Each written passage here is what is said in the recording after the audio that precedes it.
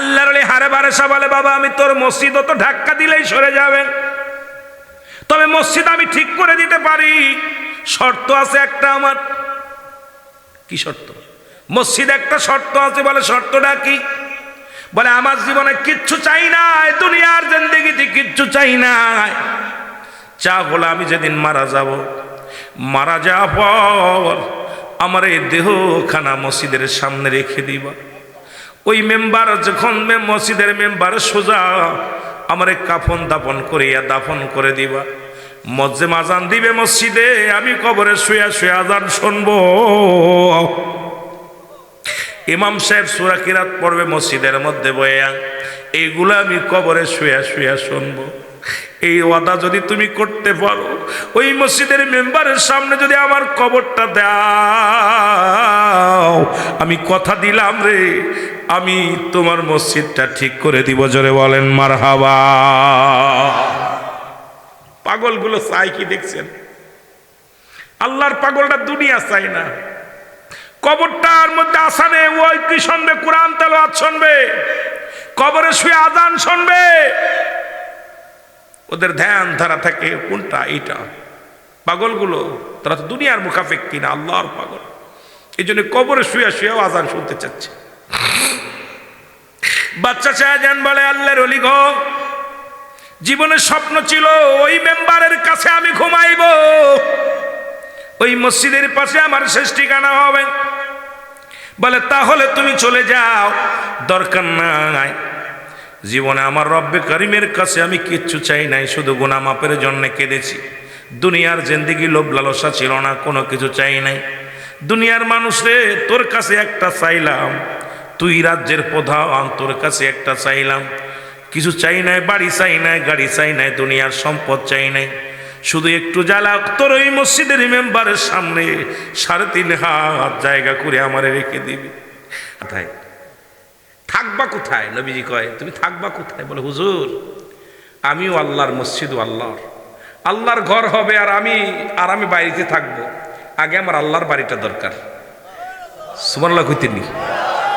আর আমরা মসজিদে বইয়া, মেম্বারে বইয়া, ইমাম সাহেব এত বলে মসজিদে লাইট নাই, মাইক নাই, এটা করতে হবে, সব হাসে। আর ইমাম সাহেবের কয় পাগল হয়েছে নি, প্রতিদিন খালি মসজিদে বইয়া বইয়া কাজ পায় না, খালি মসজিদের উন্নয়নের কথা কয়। কত বুঝলিনি? আরে নবীজি এটাকে দান করলেন, জায়গা দান করলেন। এই বলছে হুজুর আমার বাড়িটা দিয়ে দিলাম। সুবহানাল্লাহ কইতেননি? নবী কয় তুমি থাকবা কোথায়? হুজুর আমি থাকবো গাছতলা, থাকবো রাস্তায়, তবু আল্লাহর ঘর। কার ঘর? আল্লাহর ঘরটা হবে। আমি দুনয়ন ভরে দেখতে চাই আল্লাহর ঘরটা। সুবহানাল্লাহ বলেন না? আরো জোরে। আল্লাহরে কত পাগল, আল্লাহর পাগল। আশেক পাগলটা যারা আল্লাহর জন্য এত পাগল, নবীজি বললেন জমি তো পাইলাম, এখন তো মালামালের দরকার, কে কি পারবা? নবীর কদমের মধ্যে যে যা পারলো সব, যে পারছে একটা খাজুরের ডাল কেটে আইনাও নবীরে সাহায্য করছে। সুবহানাল্লাহ বলেন। আরো জোরে। সাহায্যের জন্য হাত বাড়াইছে। কার ঘর? সবার প্রতিযোগিতা শুরু করছে যে আল্লাহর ঘর বানাইব, সহযোগিতা আল্লাহর ঘর। আরে বোকার দলেরা বোঝে না। আরে বাংলাদেশের মসজিদ, এখন আমাদের দেশের অনেক ব্যাককলরা মসজিদকে নিয়ে কটূক্ত করে। যেটা বলেন ঠিক কিনা? কয় মুসলমানদের একটা ব্যবসার জায়গা। আরে মসজিদ যত হইব ততই লাভ। জোরে বলেন ঠিক কিনা? এর মধ্যে মানুষ নামাজ পড়বো, আল্লাহর সিজদা করবো। জোরে বলেন কারে? আল্লাহ বলেন হুয়াল্লাহু আহাদ আল্লাহুস সামাদ লাম ইয়ালিদ ওয়া লাম ইউলাদ ওয়া লাম ইয়াকুল লাহু কুফুয়ান আহাদ। সুবহানাল্লাহ বলেন না? আল্লাহ বলেন বান্দা বান্দি শোনে নাও ভালো করে, মুসলমানদের কান্দে লাগা শোনো। আল্লাহ বলেন আমি আল্লাহ এক। ওই আল্লাহর পাহাড়ে থাকে না, মন্দিরে থাকে না।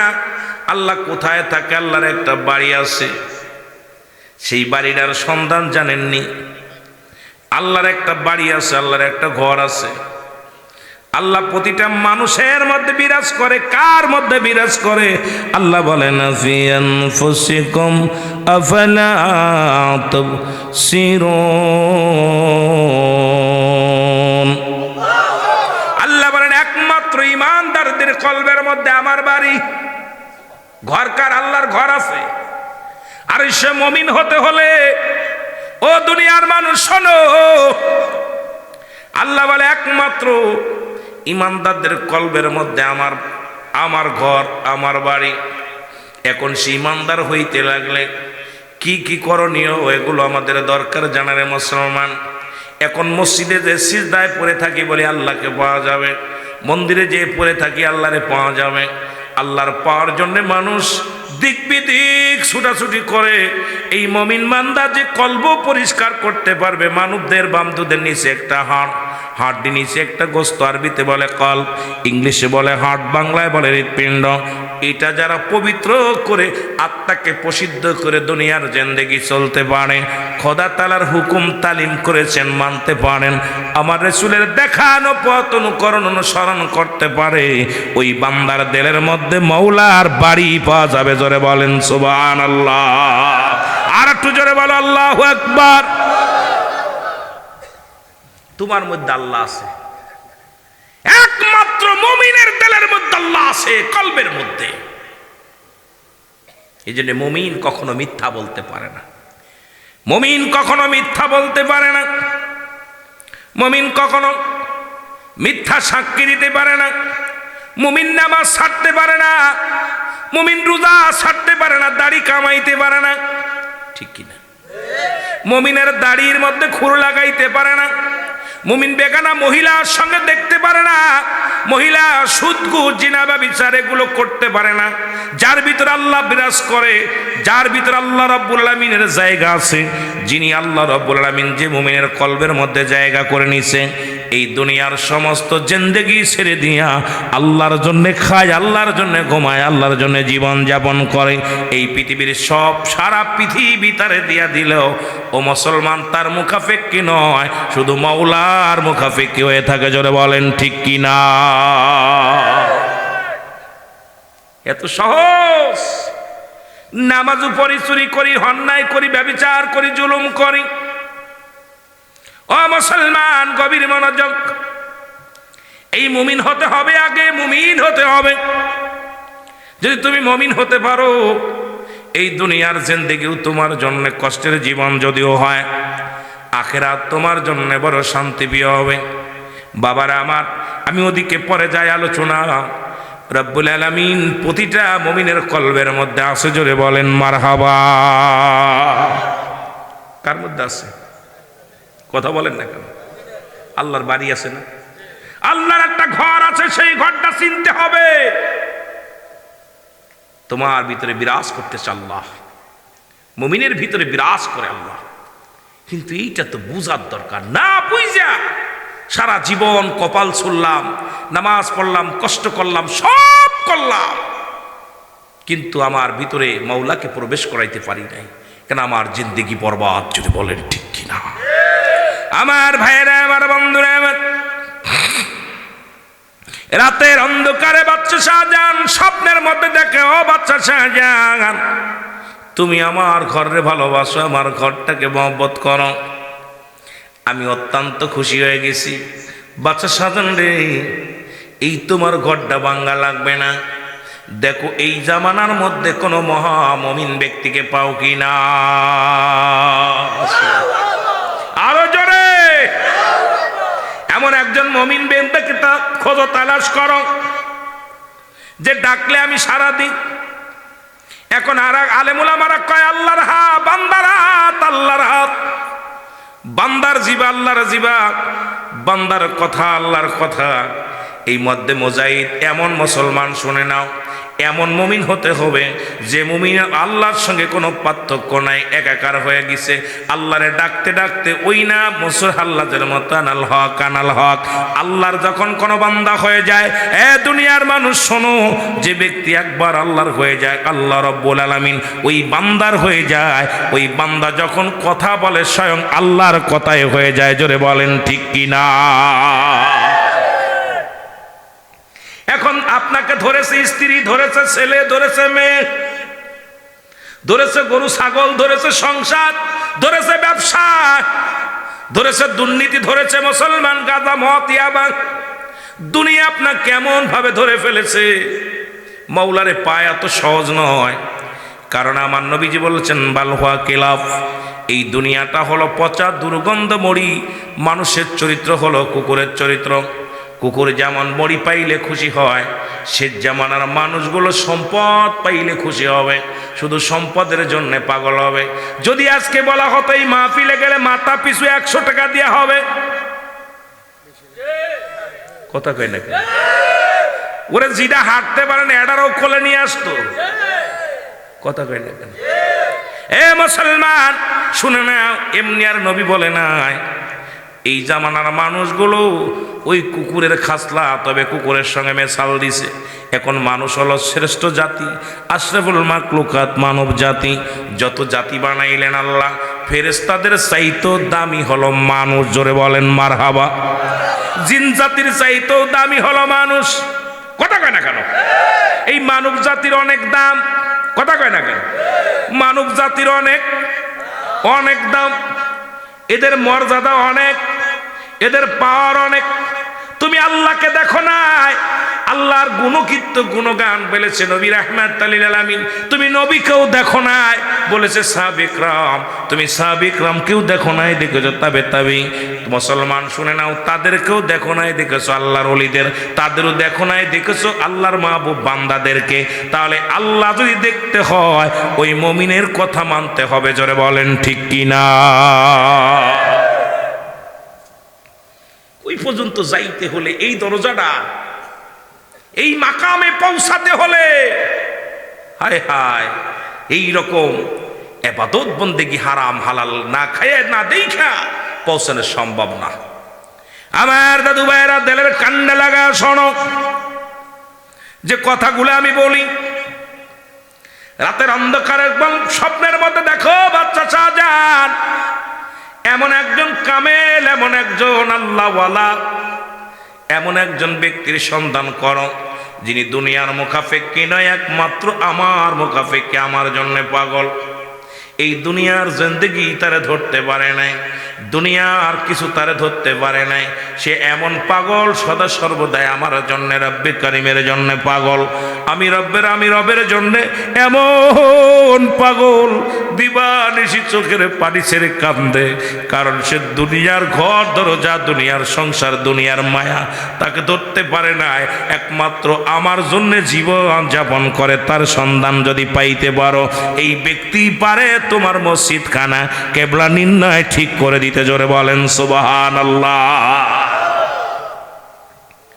অনেক আধ্যাত্মিক কথা বলতে গেলে, অনেক সময় তাসাউফ ভিত্তিক কথা বলতে গেলে অনেক শরীয়তের আলেমদের মাথা গরম হয়ে যায়।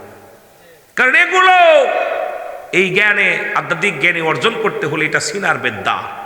এই বিদ্যা অর্জন করতে হলে, তাসাউফের জ্ঞান অর্জন করতে হলে মর্দে মুজাহিদ হতে হবে, মুমিন হতে হবে। কারণ আমার মতোই পরের বাড়ি দাওয়াত খাওয়া, মাহফিল কইরা কইরা পরের বাড়ি মুরগিগুলো খাওয়া, টাকা পকেট বইরা নেওয়া, এইরকম লুভি আলেম দ্বারা এই সমস্ত ওয়াজ নিজের ভিতরে, একটু আগে আলোচনা শুনেছি একটু, যে আমাদের তাসির আসবে না। কারণ আসবে না কেন? কারণ আমরা তো দুনিয়া ধরে ফেলেছি আমাদেরকে। আখিরাতের চিন্তা, আমাকে কে খাওয়াবে, এই চিন্তা, যে আগামী দিন কি খাবো, এই চিন্তা তো আমার ভিতর থাকা উচিত না, যদি বলেন ঠিক কিনা? এটা কথা বললে মজা পাবেন। রাসূল আকরাম সাল্লাল্লাহু আলাইহি সাল্লামের কাছে 2টা কবুতরের ছানা আসলেন, হাদিয়া স্বরূপ আসলেন।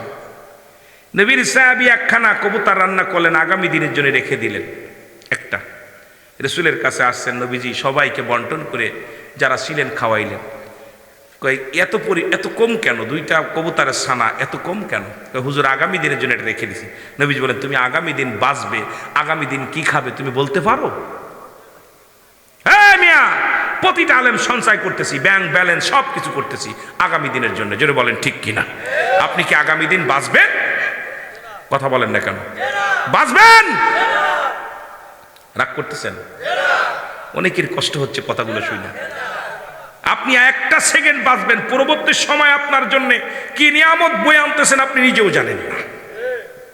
জানেন? বলতে পারি যে আমি আগামী দিন বাঁচবো, সকাল পর্যন্ত বাঁচবো। তা আপনি আগামী দিনের জন্য সঞ্চয় করলেন কেন?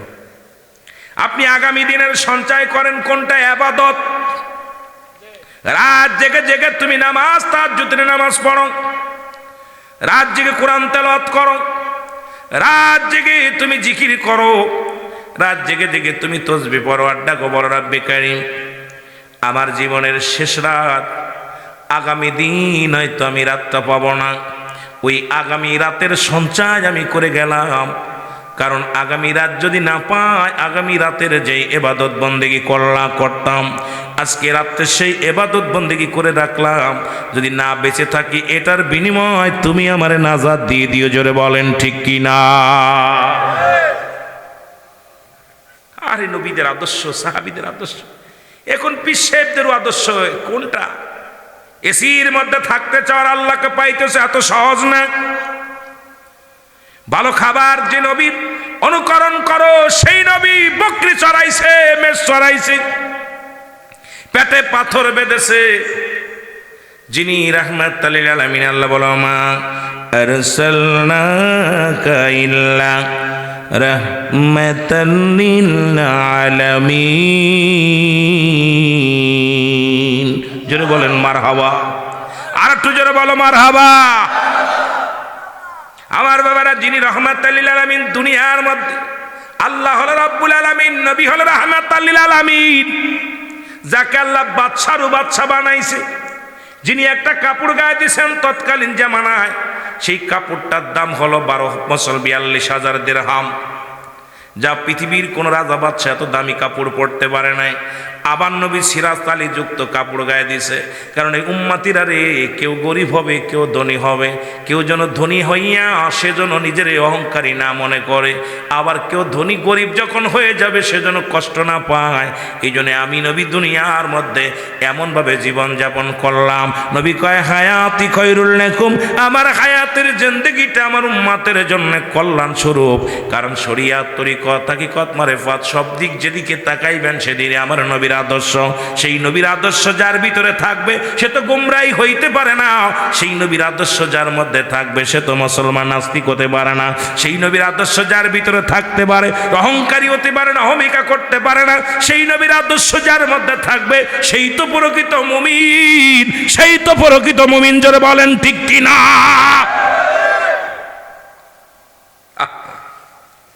দু জাহানের বাদশা যারে বানাইলেন, তিনি মাটি কাটছে, মাটি টানছে। হযরত আনাস বলে, আমি একদিন হঠাৎ করে দেখি রাসূল আকরাম সাল্লাল্লাহু আলাইহি ওয়াসাল্লাম লাঠি ভর দিয়ে হাঁটে। ওয়াজ কোথায় রাখলাম মনে রাখবেন, আজকে মসজিদের বিষয় নিয়ে কথা বলা শুরু করেছি। অনেক ওয়াজ দরকার ছিল, কারণ আপনারা সবাই জানেন রুহুল আমিন সিদ্দিকী বাস্তববাদী বক্তা, বাস্তবতা নিয়ে আলোচনা করে বেশি, কিন্তু এত রাত্রে লোকজন সমাগম কম, কিছু জ্ঞানের কথা, কিছু জ্ঞানের কথা বলে যায়, বেশি আলোচনা নয়, সুর নয়। কিছু কথা বলবো যেটা আপনাদের জানার জন্য, মানার জন্য, একদম সাবলীল ভাষায় আমি বলে যাই, যেটা মানলে আপনার জীবনটা বয়ে আনবে শান্তি আর শান্তি। হযরত আনাস বলে, দেখি রাসূল আকরাম সাল্লাল্লাহু আলাইহি ওয়াসাল্লাম লাঠি ভর দিয়ে যায়, হেলে দুলে পড়ে যায়, হেলে দুলে পড়ে যায়। আমি হুজুরকে হাত ধরে উঠাইলাম, আমি দেখি আমার নবীজির পেটের মধ্যে 3 টুকরা কাপড় বাঁধা, পাথর বাঁধা রয়েছে। আমার হুজুরকে জিগাইলাম, হুজুর আপনি কেন পেটে পাথর বেঁধেছেন? নবী বলে, আনাসি, আমি নবী আজ কটা দিন ক্ষুধার্ত অবস্থা আছি, সহ্য করতে পারি না ক্ষুধার যন্ত্রণা, এই জন্য পেটে পাথর বেঁধে ক্ষুধা নিবারণ করি। আজকে মুসলমান কত ধনী, কত বড় লোক। আবার নবী তৎকালীন জামানায় বাদশা ছিলেন, যিনি বাদশারও বাদশা ছিলেন, রাজত্ব পরিচালনা করেছেন। জোরে বলেন ঠিক কিনা? একটু আগে আমার ভাই আলোচনা করতে যে দেখলাম আপনাদের মধ্যে একজনের নাম বললেন। মুসলমান শুনে নাও, উপমন্ত্রী ছিল, কি মন্ত্রী যেন ছিল, দান ধ্যান করার কথা বলল। আমার বাবারা শুনে নাও, এইরকম আমার নবীরও আমার আল্লাহ বাদশাহী দান করেছিল, কারণ সে বাদশাহী চাই না, সে একটাই বাদশাহী চেয়েছে, তার একটাই চাওয়া কোনভাবে উম্মতের নাজাত দিয়ে জান্নাতে নেওয়া যায়। জোরে বলেন ঠিক কি না? কারণ সমস্ত নবীদেরকে আল্লাহ পাক পার্সোনাল এক একটা নিয়ামত দান করেছে। আমার নবীকেও আল্লাহ দান করেছিল, ওই মিরাজের কাহিনী আপনারা সবাই জানেন, কম বেশি জানেন।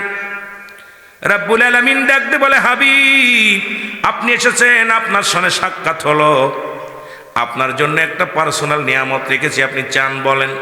বললে আমি দিব, কি চান? আমার নবী বলে, ইয়া রব্বি হাবলি উম্মতি। জোরে জোরে চিল্লায়া বলা যাবে না মারহাবা। নবীর ভালোবাসা লিখে দেয়, এইভাবে বলতে হবে। আপনার মন গড়া মতো আপনি বলতে পারবেন না, বলে এইভাবে বলতে হবে। কারণ ওদের ওই টিভির একটা মিনিট আলোচনা করলে 70,000 টাকা দেওয়া লাগে, আর এই টাকা নাস্তিকগুলো খরচ করে।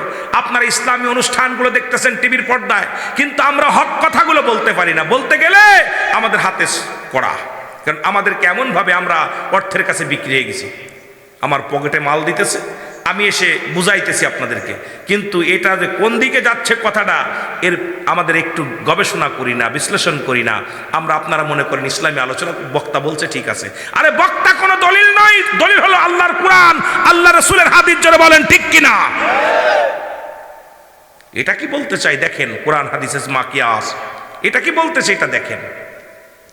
রুহুল আমিন তো ফতোয়া, রুহুল আমিন দিয়ে যাচ্ছে, রুহুল আমিন তো কোনো মাকসুদ নাই, মাকসুদ স্বয়ং আল্লাহ। জোরে বলেন ঠিক কিনা? পীর কোনো মাকসুদ নাই, মাকসুদ স্বয়ং আল্লাহ। জোরে চিল্লায় বলেন ঠিক কিনা? এই বুকামিদদের সঙ্গে কিছু বুকা আছে, দেখা যায় তারা সেই পীরকে এমন জায়গায় নিতে এমন জায়গায় নিয়ে গেছে, কথা বোঝেননি। এটা তো আমরা দেখতেছি, জানতেছি, তারপরও আমরা কেন আমরা পিছিয়ে আছি? সকলকে ঐক্যবদ্ধ হতে হবে, আমাদের সত্যের সন্ধান খুঁজতে হবে। জোরে বলেন ইহদিনাস সিরাতাল মুস্তাকিম। সরল সঠিক পথ আমাদের অবলম্বন করতে হবে, খুঁজতে হবে। জোরে বলেন ঠিক কিনা?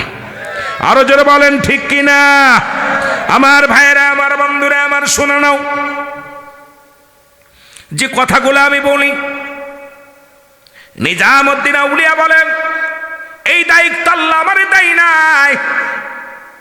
এমন একজন পাগলের নাম আমি তোমার কাছে বলে দিলাম, ওই পাগলটার কাছে যদি যেতে পারো, ওই একমাত্র ওই পাগলই পারে সন্ধান দিতে। ওই পাগলটার খুঁজে পেতে হবে। কয় পাগলের বাড়ি কোথায়?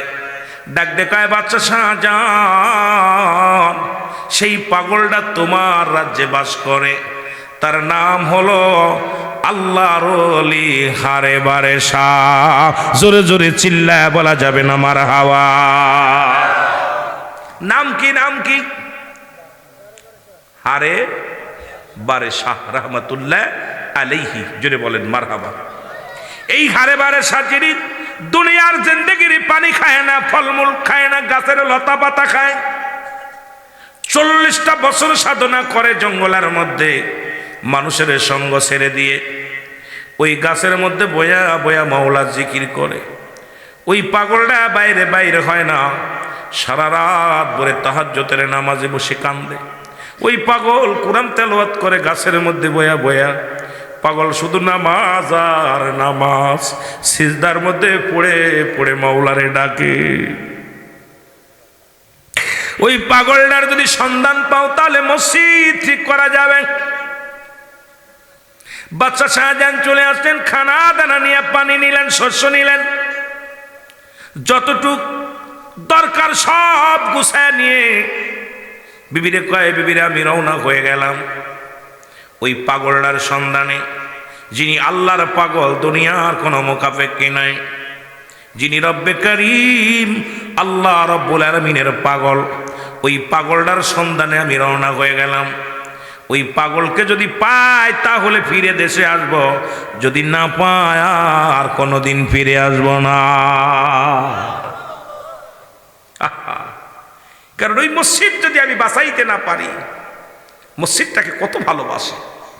কত মুসল্লি আছে দেখবেন, মসজিদে আয়া ঝাড়ি দেয়, মুছে দেয়, আর কিছু মুসল্লি আছে মনের বাপ দাদার সম্পদ, এমন ঝাড়ি দেয়, এই টাকা দিন, এই তোর ঘাড়ের গামছা দিয়া রুমাল দিয়ে মসজিদটা সৌন্দর্য কর। আয়া মসজিদটারে চাটে, সমস্যা নেই, আল্লাহর ঘরটা পরিষ্কার কর, ঝাড়ু দে, পরিষ্কার কর, খালি কর্মচারী চিন্তা করিস, নিজে কর। আইয়া এমন এমন ভাব দেখায়।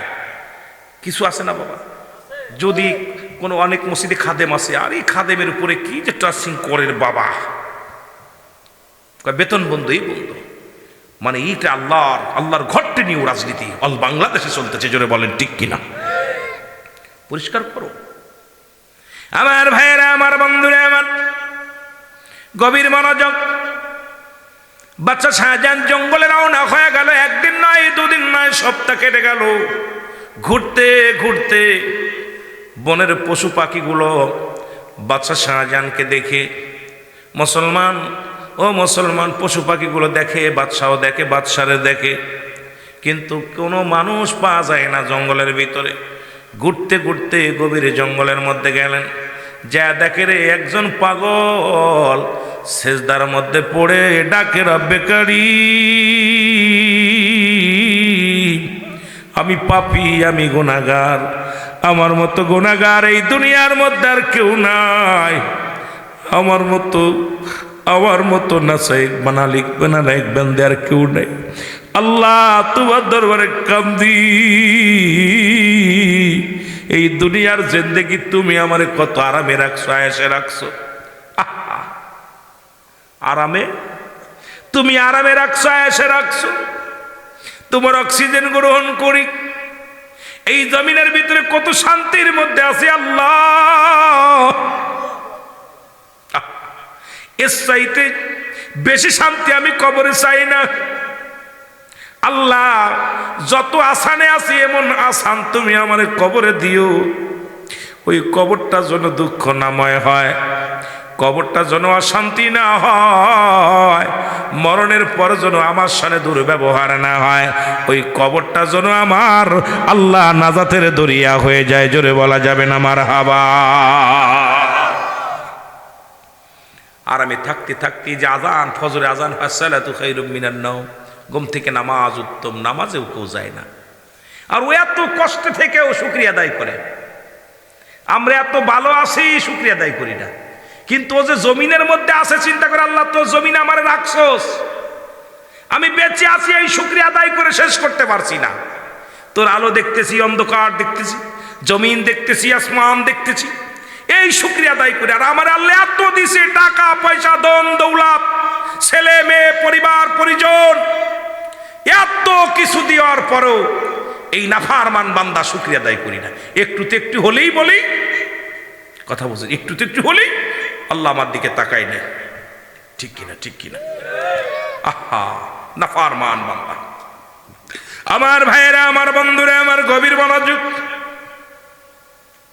বাদশা শাহজাহান খবর এবার চিনতে পারে নাই, দেখ ওনার পাশে দাঁড়ায় অনেকক্ষণ ধরে উনি আল্লাহর দরবারে কান্দে, ফরিয়াদ করে, দোয়া করে, বসে বসে কাঁদতেছিলেন। শেষ হয়ে গেল ফরিয়াদ, সন্ধ্যা লাগা বাপ। বাদশা শাহজাহান এবার যখন দাঁড়ায় রইলেন, বাদশা শাহজাহানকে দেখেই উনি বললেন, তুমি বাবা কেন জঙ্গলের মধ্যে আসছো? তুমি কি দিল্লির বাদশা শাহজাহান? আপনি মাছ চিনলেন কেমন করে? কেন চেনব না?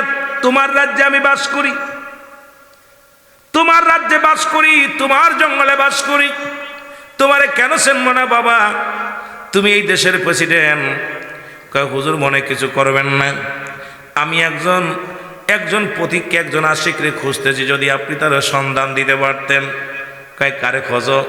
কয় পুরো জঙ্গলটা একটা সপ্তাহ খুললাম, এই লোকটারে পাইলাম না। সেই লোকটার নাম হলো আল্লাহর ওলি হারে বারেশা। বলে বাবারে, তুমি যাকে খুঁজছো তিনি আর কেউ নয়, তিনি আমি হলাম সেই অপদার্থ মানুষ, আমি হইলাম সেই নালায়েক, আমি হইলাম সেই পাপী মিসকিন মানুষ। আমারে তুমি কেন খুঁজছো বাবা? আমারে তো খোঁজার কথা না, আমারে কেন তুমি খুঁজছো? বলে হুজুর, আমি আপনারে খুঁজছি, আমি বড় আশা করে আপনার কাছে আসছি, যেহেতু আপনি আমার নাম বলে দিছেন আর আমার রাজ্যে থাকেন। আপনার কাছে আমার দাবি, আমি একটা মসজিদ বানাইছি, ওই মসজিদখানা আমি 10,000 কর্মী নিয়োজিত করেছিলাম, 10,000 কর্মীদের কাজ করেছি, একা খতম কোরআন শরীফ পড়াইয়া প্রতিদিন কাজ করাইছি।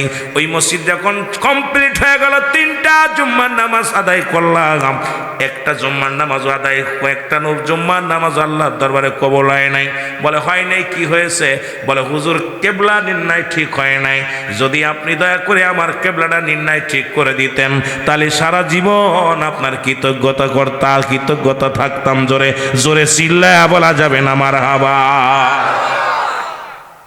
আল্লাহর ওলি হারে বারে সা বলে, বাবা আমি তোর মসজিদ তো ধাক্কা দিলেই সরে যাবে, তবে মসজিদ আমি ঠিক করে দিতে পারি, শর্ত আছে একটা আমার। কি শর্ত? মসজিদ একটা শর্ত আছে। বলে শর্তটা কি? বলে আমার জীবনে কিচ্ছু চাই নাই, দুনিয়ার জিন্দেগিতে কিচ্ছু চাই নাই, চা বলে আমি যেদিন মারা যাব, মারা যাওয়ার পর আমার এই দেহখানা মসজিদের সামনে রেখে দিবা। ওই মেম্বার যখন মসজিদের মেম্বার সোজা আমার কাফন দাফন করিয়া দাফন করে দিবা। মজ্জেম আজান দিবে মসজিদে, আমি কবরে শুয়া শুয়া আজান শুনবো। ইমাম সাহেব সূরা কিরাত পড়বে মসজিদের মধ্যে বইয়া, এইগুলো আমি কবরে শুয়া শুয়া শুনবো। এই ওয়াদা যদি তুমি করতে পারো, ওই মসজিদের মেম্বারের সামনে যদি আমার কবরটা দাও, আমি কথা দিলাম রে, আমি তোমার মসজিদটা ঠিক করে দিব। জোরে বলেন মারহাবা। পাগলগুলো চাই কি দেখছেন? আল্লাহর পাগলটা দুনিয়া চাই না, কবরটার মধ্যে আসানে ওই কি শুনবে? কোরআন তেলাওয়াত শুনবে, কবরে শুয়ে আজান শুনবে। ওদের ধ্যান ধারা থাকে কোনটা? এইটা। পাগলগুলো তারা তো দুনিয়ার মুখাফেক কিনা, আল্লাহর পাগল। এই জন্য কবরে শুয়ে শুয়েও আজান শুনতে চাচ্ছে। বাচ্চা শাহজাহান বলে, আল্লাহর ওলি গো, জীবনের স্বপ্ন ছিল ওই মেম্বারের কাছে আমি ঘুমাইব, ওই মসজিদের পাশে আমার শেষ ঠিকানা হবে। বলে তাহলে তুমি চলে যাও, দরকার নাই। জীবনে আমার রব্বে করিমের কাছে আমি কিচ্ছু চাই নাই, শুধু গুনাহ মাপের জন্য কেঁদেছি। দুনিয়ার জিন্দেগি লোভ লালসা ছিল না, কোনো কিছু চাই নাই। দুনিয়ার মানুষরে তোর কাছে একটা চাইলাম, তুই রাজ্যের প্রধান, তোর কাছে একটা চাইলাম, কিছু চাই নাই, বাড়ি চাই নাই, গাড়ি চাই নাই, দুনিয়ার সম্পদ চাই নাই, শুধু একটু জ্বালা তোর ওই মসজিদের মেম্বারের সামনে 3.5 হাত জায়গা করে আমারে রেখে দিবি। আমি পাগল, আমি আসে, আমি আল্লাহর পাগল, আল্লাহর নাম শুনতে চাই কবরে শুয়ে। আমি আল্লাহর পাগল, আমি চাই মসজিদের সামনে ঘুমাইতেই সুযোগটা আমাকে একটু দিয়া দে। বলে হুজুর আমি রাজি। জোরে বলেন মারহাবা। তাহলে চল বাবা চল। ওদিন ওনার জীবনের শেষ ঠিকানা মুসলমান, শুনে নাও। মুসলমান উনি জঙ্গল থেকে আসলেন, 40টা বছর পরে জঙ্গল থেকে বাইর হলেন। দুনিয়ার মানুষ শোনো, দিলের কান্ডা লাগায় শোনো। এবার উনি আসলেন, ডাক দে কয়, বাচ্চা শাহজাহান তুই ম্যাপ ধরো, ভালো করে বৈজ্ঞানিক নিয়ে আসো, ম্যাপ ধরো। ম্যাপ ধরা হলো। মসজিদের মধ্যে হাত লাগাইয়া সবাইকে ডাক দে বলেন, ভাইরা মসজিদটা কেবলা নির্ণয় ঠিক হবে, সবাই 2 রাকাত করে নামাজ আদায় করো। সবাই নামাজ আদায় করলেন। এবার বলে রব্বে কারিমের কাছে আস্তাগফিরুল্লাহ, তওবা করো। তওবা করালেন। তওবা করাইয়া নিজে পাগলটা মসজিদের মধ্যে হাত লাগাইয়া দিয়া ডাক দে বলে, আল্লাহ আমিও তোমার, মসজিদও তোমার। আল্লাহ জীবনে কিছু চাই না, এই মসজিদের মেম্বারের নিচে আমি ঘুমাতে চাই রে আল্লাহ, এই স্বপ্নটা আমার পুরা করো বাকি নেই। আল্লাহ যদি তোমার আশিকরে যদি এই পুরা করে দাও, সারা জীবন তোমার গোলাম ধন্য হবে। এই মসজিদের মেম্বারের সামনে আমি ঘুমাইতে চাই, যেখানে ইমাম সাহেব নামাজ আদায় করে এর সামনে আমি ঘুমাইতে চাই, একটু সুযোগ করে দাও। মসজিদের মধ্যে হাত লাগায়, আল্লাহর ঘর মসজিদ রে, বড় স্বপ্ন আমার। যখন হাত লাগাইছে সঙ্গে সঙ্গে কেবলা নির্ণয় হয়ে গেছে। জোরে বলা যাবে না মারহাবা। আর একটু জোরে বলো আল্লাহু আকবার। এই মসজিদটার নাম হলো জুম্মা মসজিদ, দিলের জুম্মা মসজিদ। এই মসজিদের মধ্যে মুসলমান শোনো, একটু দিলের কান্ডা লাগায় শোনো, যারা দিল্লিতে যাবেন নামাজ আদায় করবেন, এই মসজিদের ডান পাশের পিলারটা ভেঙে গেছে এখন একটা। ওখানে একটা কাঁঠাল গাছ ছিল, এই কাঁঠাল গাছটা ভেঙে ঝড়ে পড়িয়া পাশের কিছু ইট ভেঙে গেছিল, আবার নতুন করে নির্মাণ করেছে। ওই মসজিদের মধ্যে নামাজ আদায় করলে একটা মানুষ যখন দাঁড়ায় যায়, ওই মানুষটা মনে হয় 4-5 জন পাশে দাঁড়ায় আছে। যখন কাকামত দিয়া দাঁড়ায় যাবেন, দেখবেন মনে হয় ডান পাশে মানুষ, বাম পাশে মানুষ, সামনে মানুষ, পিছে মানুষ, কেমন যেন একটা আচমকা ভাব লাগে। ওই মসজিদের মধ্যে ঢুকলে একটা শান্তি পাবেন মুসলমান। এই মুসলমান দিল্লির জুমা মসজিদটা আজও পর্যন্ত আছে। আর দিল্লির জুমা মসজিদের সামনে ওই পাগল আল্লাহর ওলি হারে বারেসার কবরখানা আছে। জোরে বলেন আল্লাহু আকবার। যাদের কথা আল্লাহ রাসূল বলে মেরকাত সরে মেরকাতের 10ম খণ্ড 722 নম্বর পৃষ্ঠা, তাফসীরুল বায়ান 5ম খণ্ড 524 নম্বর পৃষ্ঠা, রাসূল বলে আলা সাবধান, ইন্না নিশ্চয়, আলা ইন্না উলিয়াল্লাহি, আল্লাহর তরফ থেকে যারা ওলি হয়, লা ইয়ামুত, তাদের মৃত্যু নাই। আজও পর্যন্ত ওই জায়গা শুয়ে আছে। যদি কোনো ব্যক্তি যান, দেখে আসবেন, আল্লাহর ওলির মাজারটাও জিয়ারত করে আসবেন, ওই মসজিদখানে নামাজ পড়ে আসবেন। এই জন্য আজকের এই মসজিদ উন্নয়ন প্রকল্পের মাহফিলখানে আমি আপনাদের কাছে করজোরে দাবি করি, মসজিদকার লজ্জা দিবেন না। যার যতটুক সাধ্য থাকবেন গোপনে দান করিয়া দিয়ে আসবেন।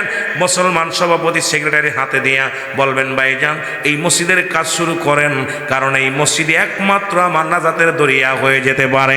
যেদিন সব কিছু শেষ হয়ে যাবে, কুল্লু মান আলাইহা ফান, আল্লাহ বলে বান্দারে সব কিছু শেষ হয়ে যাবে। যেদিন কিচ্ছু বলতে কিচ্ছু থাকবে না, সেদিন থাকবে শুধু আমার আল্লাহ। যেদিন এই আসমান জমিনের মধ্যে যা কিছু আছে সব কিছু চূর্ণ বিচ্ছিন্ন করে দিবে। আল্লাহ বলে বান্দার এই জমিনটা আমি পুরা তামা বানায় দিব। এই জমিনের মধ্যে যত পানি আছে পানিগুলো পুড়ে ছাই হয়ে যাবে। যেদিন কিচ্ছু বলতে কিচ্ছু থাকবে না, সেদিন থাকবো শুধু আমি আল্লাহ। আমি থাকবো আমার নবীর ভালোবাসা নিয়ে। ও মুসলমান, ওই দিন কাজে লাগবে। কিয়ামতের আগ পর্যন্ত মসজিদগুলো শেষ হবে না। ওই মসজিদে যারা দান ধ্যান করবে, মসজিদকে যারা ভালোবাসবে, ওই মসজিদ তার জন্য সুপারিশকারী হয়ে যাবে। জোরে বলা যাবে না মারহাবা? আর একটু জোরে বলো আল্লাহু আকবার। এই মসজিদটাকে ভালোবাসতে চাই কি চাই না? শুধু এটা না, যার যার মহল্লায় যত মসজিদ আছে, ওই আল্লাহর ঘর যত উচ্চ হবে, আল্লাহর ঘর যত সৌন্দর্য হবে, ততই সৌন্দর্য করার জন্য চেষ্টা করব। যদি টাকা পয়সা না দিতে পারি, মনে প্রাণে ভালোবাসবো আল্লাহর ঘরে। জোরে বলেন ঠিক কিনা? রাজি আছেন কে কে? একটু হাত তোলেন। আল্লাহ। আর কই এক তাকবীরের শেষ নেই। নারায়ে তাকবীর, নারায়ে রিসালাত, ইয়া রাসূলুল্লাহ। সুবহানাল্লাহ বলেন না? আমিন বলেন, আমিন বলেন। শুধু আপনার মসজিদ না, যত মসজিদ আছে এই মসজিদগুলোর দিকে আমাদের নজর রাখার দরকার। আজকে দেখেন হিন্দুরা মন্দির বানাইতেছে, ঘরে ঘরে মন্দির বানাইতেছে। বাংলাদেশের মসজিদগুলো, গির্জা মসজিদ, এগুলো আমাদেরকে একটা মুসলমানদের সবচেয়ে উপসালা বড় একটা ইবাদতের জায়গা। মসজিদ হলো পৃথিবীর সবচেয়ে মুসলমানদের নিরাপদ জায়গা, শান্তির জায়গা। আল্লাহর ঘরের ভিতরে গেলে আল্লাহর মেহমান হয়ে যায় আমরা। জোরে বলেন ঠিক কিনা? আরো জোরে, আরো জোরে। মক্কা মদিনায় যারা গেছেন, আজও পর্যন্ত যদি কোনো ব্যক্তি অন্যায় করে মসজিদে প্রবেশ করে মাফ পেয়ে যায়। যতক্ষণ পর্যন্ত মসজিদ থেকে বাইর না হয় তার বিচার হয় না। আর আমাদের দেশে মসজিদে দূরে দূরে টানিয়ে টেনে বের করে। জোরে বলেন ঠিক কিনা? সেদিনকেও দেখলাম একটা ভিডিওর মধ্যে যে আপনার মদিনা শরীফে একজন ব্যক্তি ফাঁসির রায়, মানে কতলের রায় হয়ে গেছে, কিন্তু সে মসজিদে ঢুকছে আর বেরোচ্ছে না।